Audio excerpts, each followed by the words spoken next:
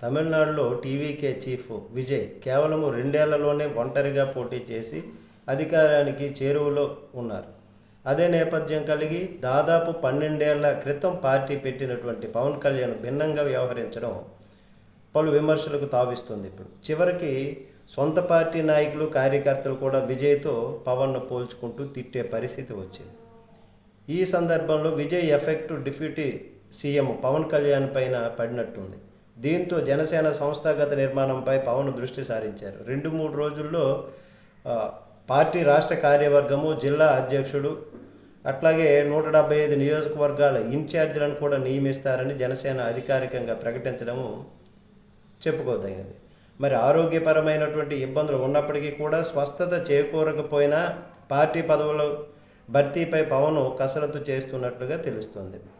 మరి ఇది ఇటీవల రాజంపేట జనసేన ఇన్ఛార్జ్ కొనిశెట్టి హరిరాయ్ మాట్లాడుతూ కనీసం పార్టీ పదవులను భర్తీ చేయడానికి వచ్చిన ఇబ్బంది ఏంటని నిలదీసినటువంటి సంగతి తెలిసిందే. కూటమి ప్రభుత్వంలో జనసేన పేరుతో నామినేటెడ్ పదవులు పొందిన వాళ్ళలో ఎక్కువ మంది ఇతర పార్టీలకు చెందిన నాయకులే అని ఆయన పార్టీ వీడే ముందు సంచలన కామెంట్లు చేశారు. మరి అలాగే జనసేన తరపున ఎమ్మెల్యే సీట్లు పొందినటువంటి వారిలో సగం మంది టీడీపీ నాయకులే అని అందరికీ తెలిసిన రహస్యమే అని, అవనిగడ్డ, భీమవరం, రైల్వే కోడూరు ఇలా చెప్పుకుంటూ పోతే ఎన్నికల్లో సీట్ల పంపిణీ ఎలా జరిగిందో దాని గురించి తక్కువ మాట్లాడుకుంటే అంత మంచిదని జనసేన నాయకులు కూడా వాపోతున్నట్లుగా చెప్తున్నారు. మరి పార్టీ స్థాపించి 10 ఏళ్ల తర్వాత కూడా 175 నియోజకవర్గాల్లో అభ్యర్థులు మనకు ఎక్కడున్నారని బహిరంగ సభలో పవనే ప్రశ్నించడం చూసాం. దానికి తానే కారణమని పవన్కు తెలుసో తెలియదో మరి ఎన్నికల ముందు అభ్యర్థుల కోసం వెతుక్కోవడం, లేరని చెప్పి టీడీపీ నుంచి తెచ్చి చేర్చుకోవడం పవన్కు అలవాటు అయిపోయింది అంటున్నారు.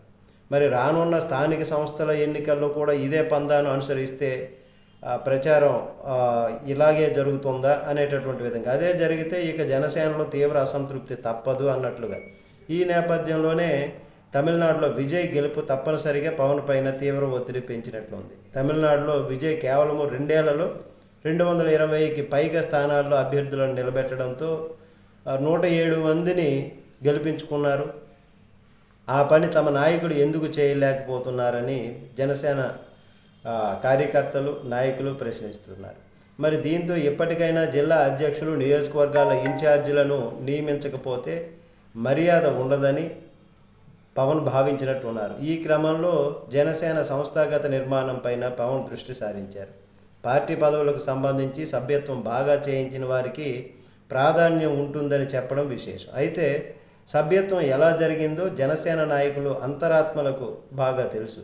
జనసేన సభ్యత్వ రుసుము ఏ పార్టీలో లేనంతగా 500 రూపాయలు చేశారు. మరి దీంతో సభ్యత్వం చేసుకోవడానికి ఎవరు ముందుకు రాలేదు. మరోవైపు భారీ మొత్తంలో సభ్యత్వం చెల్లించడానికి నాయకులకు భారం అయిపోయింది. దీంతో అప్పులు చేసి మరీ అందరి సభ్యత్వం తామే చెల్లించాల్సి వచ్చిందని జనసేన నాయకులు లబోదిబ్బం అంటున్నారు. ఈ నేపథ్యంలోనే పార్టీ పదవులపైన కూడా సర్వత్రా ఉత్కంఠ ఉంది.